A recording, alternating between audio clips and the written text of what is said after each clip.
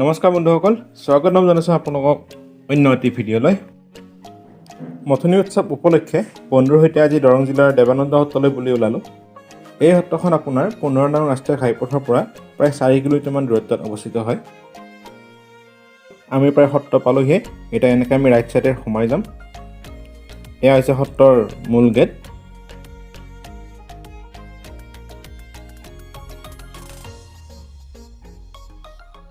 আমি এতিয়া সত্ৰথলী পালোঁহি। মথনি উপলক্ষে বিভিন্ন দোকান পোহাৰেৰে খালী ঠাইবোৰ এতিয়া ভৰি পৰিছে। বন্ধুসকল, আহক এতিয়া আমি আজিৰ ভিডিঅ'টো আৰম্ভ কৰোঁ।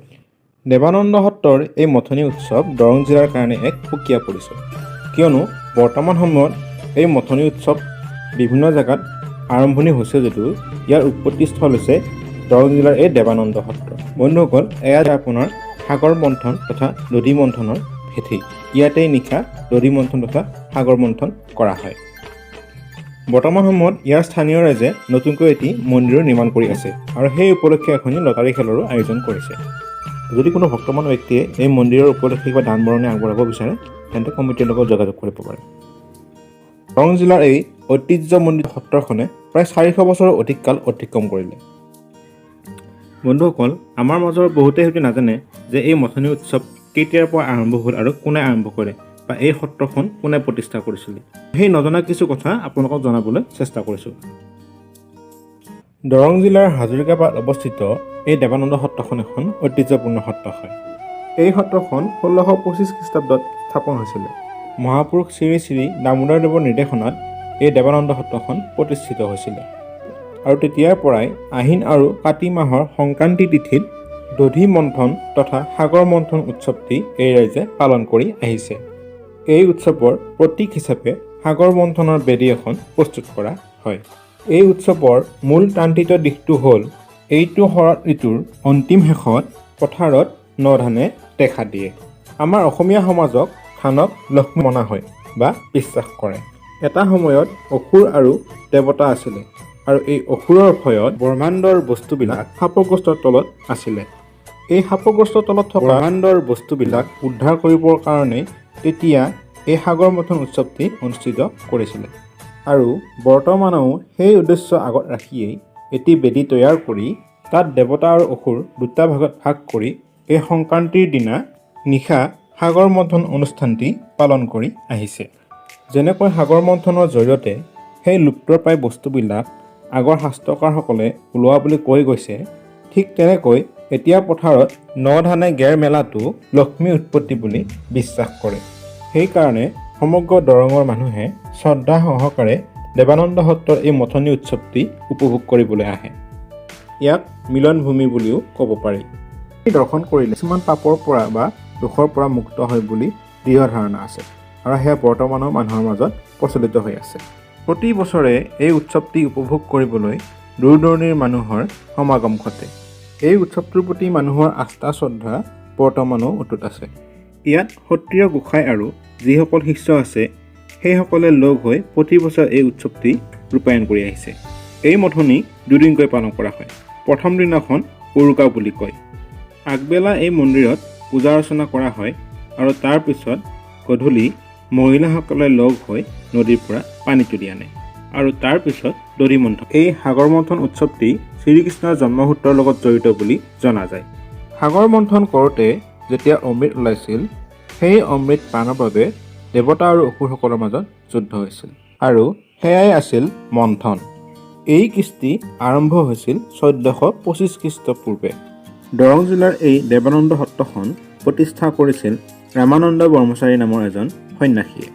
প্ৰথম অৱস্থাত এই দেৱানন্দ সত্ৰখন খেত মদাৰ বৰসত্ৰ নামে পৰিচিত আছিল আৰু পৰৱৰ্তী কালছোৱাত দেৱানন্দ সত্ৰৰূপে মানুহৰ মাজত পৰিচয় লাভ কৰে। ৰামানন্দ ব্ৰহ্মচাৰী মহাপুৰুষ শ্ৰী শ্ৰী দামোদৰদেৱৰ অন্যতম প্ৰিয় শিষ্য আছিল। তেখেতে দামোদৰদেৱৰ বাণী প্ৰচাৰ কৰাৰ কাৰণে এই খেত মদাৰ বৰসত্ৰখন প্ৰতিষ্ঠা কৰিছিল আৰু পৰৱৰ্তী সময়ত এই সত্ৰখনে দেৱানন্দ সত্ৰ নামেৰে সুখ্যাতি লাভ কৰে। ইয়াৰ অন্তৰালত এটি বিশেষ কাহিনী জড়িত হৈ আছে। ৰামানন্দ ব্ৰহ্মচাৰীয়ে কমলাদেৱ নামৰ এগৰাকী বশিষ্ঠ গোত্ৰীয় যুৱকক এই সত্ৰৰ পৰিচালনাৰ দায়িত্বভাৰ অৰ্পণ কৰি তেওঁ অন্য ঠাইলৈ গুচি যায় আৰু তাৰ পিছত কমলাদেৱৰ পুত্ৰ সত্যানন্দ দেৱ গোস্বামী এই সত্ৰৰ সত্ৰাধিকাৰ হয় আৰু পিছলৈ সত্যানন্দ দেৱ গোস্বামীৰ পুত্ৰ দেৱানন্দ দেৱ গোস্বামী এই সত্ৰৰ সত্ৰাধিকাৰ হয়। দেৱানন্দ দেৱ গোস্বামী এগৰাকী বিশিষ্ট শাস্ত্ৰজ্ঞ পণ্ডিত আছিল আৰু তেখেতৰ নামেৰে পিছলৈ ইয়াৰ ৰাইজ ভকতসকল আৰু গোহাঁইসকলে লগ লাগি খেতমদাৰ বৰসত্ৰৰ পৰিৱৰ্তে দেৱানন্দ সত্ৰৰ নামেৰে এই সত্ৰৰ নামকৰণ কৰিছিল।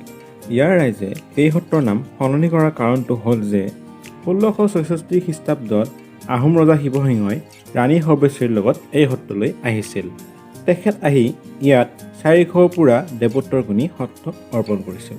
কিন্তু পিছলৈ ইংৰাজৰ ৰাজত্বৰ সময়ত এই ভূমিৰ পৰিমাণ কমি গৈছিল, কিয়নো ইংৰাজে শাসন কৰা কালছোৱাত এই ভূমিক কৰ্তন কৰিছিল আৰু তাৰ পিছত এই ভূমিৰ পৰিমাণ 377 বিঘা 15 লেচা হৈছিলগৈ আৰু এই আটাইবোৰ পণ্ডিত দেৱানন্দ দেৱ গোস্বামীৰ কাৰণে সম্ভৱ হৈছিল বুলি ভকতসকলে জ্ঞান কৰে।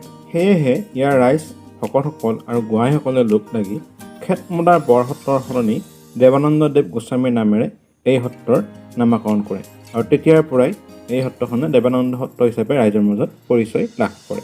বন্ধুসকল, এই আটাইখিনি তথ্য ইয়াৰে কেইজনমান স্থানীয় ব্যক্তিৰ পৰা সংগ্ৰহ কৰিছিলোঁ আৰু সেয়াই আপোনালোকৰ আগত জনোৱা হ'ল। হয়তো ইয়াত কিবা ভুলভ্ৰান্তি হৈ যাব পাৰে, তাৰ বাবে আপোনালোকৰ ওচৰত মই ক্ষমা বিচাৰিছোঁ। বন্ধুসকল, ভিডিঅ'টি আৰু বহুত বেছি দীঘলীয়া নকৰোঁ, সাগৰ মন্থনৰ কিছু দৃশ্যাংশ আপোনালোকৰ বুলি আগবঢ়াই এই ভিডিঅ'টি সামৰণি মাৰিম।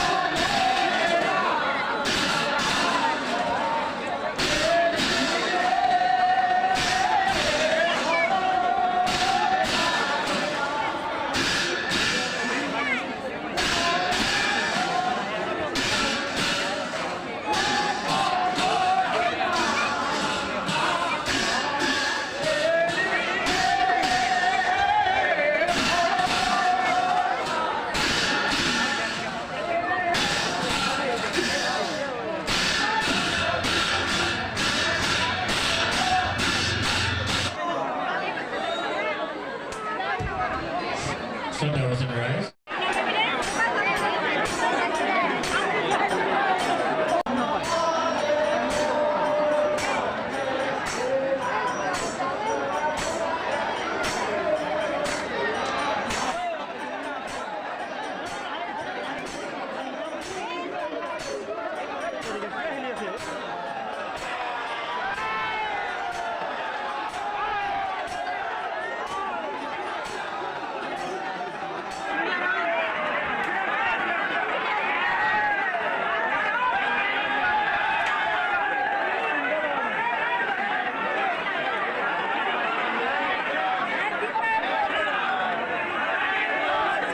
বন্ধুসকল, ভিডিঅ'টি শেষলৈকে চোৱাৰ বাবে আপোনালোকক ধন্যবাদ জনাইছোঁ। যদি এই ভিডিঅ'টি চাই আপোনালোকে ভাল পালে তেন্তে লাইক কৰিব, শ্বেয়াৰ কৰিব, কমেণ্ট কৰিব আৰু যদি চেনেলটোলৈ নতুনকৈ আহিছে তেন্তে ছাবস্ক্ৰাইব কৰি দিব। ধন্যবাদ।